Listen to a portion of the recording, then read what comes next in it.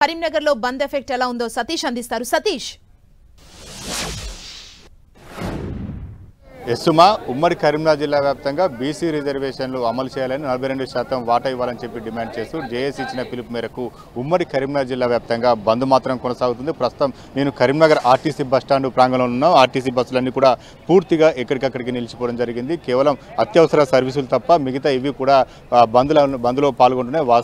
వర్తక వాణిజ్య వ్యాపార సంస్థలన్నీ కూడా ప్రస్తుతం అయితే బంద్లో పాల్గొంటున్న పరిస్థితి నిర్మానుష్యంగా ఉన్న దృశ్యాలు మాత్రం కనిపిస్తుంది. చాలామంది కూడా కొంతమంది ప్రయాణికులు గమ్యానికి చేరుకోవడానికి ఇబ్బందులు పడుతున్నారు. బస్సులన్నీ కూడా ఉదయం 5 గంటల నుంచే బస్సులన్నీ కూడా డిపోలకే పరిమితమై ఎక్కడ కూడా బస్సులు మాత్రం నడవడం లేదు. దీంతో ఎలాంటి అవాంఛనీయ ఘటనలు జరగకుండా పోలీసులు మాత్రం భారీగా బందోబస్తు కొనసాగించారు. ప్రస్తుతం అయితే కరీంనగర్ డిపో వద్ద ఇటు వామపక్ష పార్టీల ఆధ్వర్యంలో ఆందోళన కొనసాగుతున్నాయి. బీసీలకు న్యాయసనమైన రిజర్వేషన్ ఇవ్వాలి, బీసీల రిజర్వేషన్కు ఖచ్చితంగా 9వ షెడ్యూల్ చేర్చాలని చెప్పి డిమాండ్తో వీరంతా కూడా నిరసన కార్యక్రమాలు కొనసాగుతున్నాయి. ఈరోజు అధికార పార్టీ కాంగ్రెస్ పార్టీతో పాటు బీజేపీ కావచ్చు, ఇతర రాజకీయ పార్టీలు అన్నీ కూడా ఈరోజు బంద్ పిలుపులో పాల్గొంటూ జేఏసీకి సంఘీభావంగా నిరసన ర్యాలీలు ఆందోళన కొనసాగించేందుకు పిలిపించే నేపథ్యంలో మొత్తానికైతే కరీంనగర్లో పెద్ద ఎత్తున బందోబస్తు మాత్రం కొనసాగుతుంది. ప్రస్తుతం నాకు అందుబాటులో వామపక్ష పార్టీలకు సంబంధించినటువంటి నాయకులు ఉన్నారు. సిపిఎం జిల్లా కార్యదర్శి వాసుదేవులతో మాట్లాడించే ప్రయత్నం కూడా చేస్తాను.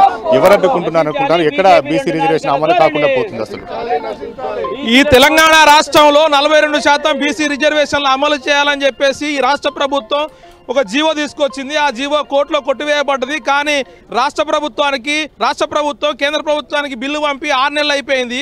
ఆర్డినెన్స్ కోసం అని చెప్పేసి గవర్నర్కు 15 రోజులు అయిపోయింది. ఈ 2 బిల్లులను కూడా పక్కన పెట్టేసి కేంద్ర ప్రభుత్వం తాత్సారం చేస్తూ బీసీలకు వ్యతిరేకంగా బీసీలో మోసం చేస్తూ మళ్ళీ ఈరోజు బంద్కు సహకరిస్తున్నాం, బంద్కు మద్దతు అని చెప్తున్నారు. మరి అందరూ బీసీలకు అనుకూలమైనప్పుడు, బీసీ రిజర్వేషన్లకు అనుకూలమైనప్పుడు మరి వ్యతిరేకించేది ఎవరని చెప్పేసి ప్రజలు గమనించాలి.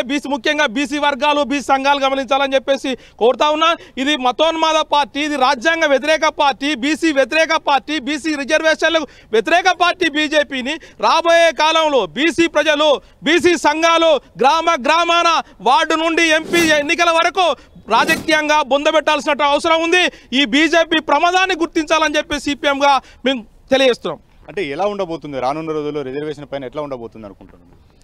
ఏదైనా కూడా ఈరోజు రాష్ట్ర ప్రభుత్వం కానీ ఇక్కడ అసెంబ్లీలో కానీ తీర్మానాలు చేసి గవర్నర్కి పంపించినా కూడా గవర్నర్ కూడా ఇవాళ సెంట్రల్ గవర్నమెంట్ చేతిలోనే బొమ్మలాగా ఆడుతున్న గవర్నర్ కూడా అదేవిధంగా ఉన్నాడు. ఫ్యూచర్లో కూడా ఇలా బీజేపీ అనే పార్టీ కక్షపూరితంగా నడిపిస్తున్న తప్ప ఇంకొకటి లేదు. ఇలా బీసీ రిజర్వేషన్స్ అనేది అవసరం ఉన్నదని చెప్పేసి అసెంబ్లీలో పెట్టిన రాష్ట్రపతికి ముద్ర కోసం పంపించినా కూడా ఇవాళ వరకు కూడా ఎలాంటి సంతకాలు పెట్టకుండా ఇలా బీజేపీ ప్రభుత్వం బీసీలను మోసం చేస్తుందని చెప్పొచ్చు. అంటే పోరాటాల ద్వారా బీసీ రిజర్వేషన్ సాధ్యమవుతుంది అనుకుంటున్నారు? అసలు ఈ దేశంలో ఏది సాధించినా కూడా పోరాటాల ద్వారా సాధించడం. ప్రధానంగా ఇలా 42% రిజర్వేషన్ల కోసం రాష్ట్ర వ్యాప్తంగా బంద్ జరుగుతూ ఉంది. రాష్ట్ర వ్యాప్తంగా అన్ని కూడా బస్సులన్నీ కూడా బంద్ అయిపోయినాయి. ఇలా దొంగలు ఉరువంచుకున్నట్టుగా ఉన్నది. ఇలా 42% రిజర్వేషన్లు అమలు చేయాల్సిన అవసరం ఉంది.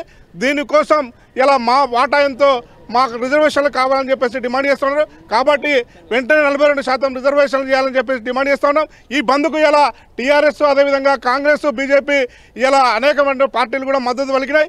ఇలా దొంగలు ఎవరంటే భుజాలు తడుపుకున్నట్టుగా ఇలా బీజేపీ కూడా ఇలా బంద్కు మద్దతు పలికింది. సరైనది కాదు. మొత్తానికైతే ఉమ్మడి కరీంనగర్ జిల్లా వ్యాప్తంగా మాత్రం బంద్ కొనసాగుతుంది. ప్రస్తుతం అయితే బస్సులు నిలిచిపోయి ప్రయాణికులు ఇబ్బందులు పడుతున్నారు. వర్తక వాణిజ్య అన్ని సంస్థలు కూడా ఈరోజు బంద్లో పాల్గొంటే ఉమ్మడి కరీంనగర్ జిల్లా మాత్రం బంద్ మాత్రం కొనసాగుతుంది.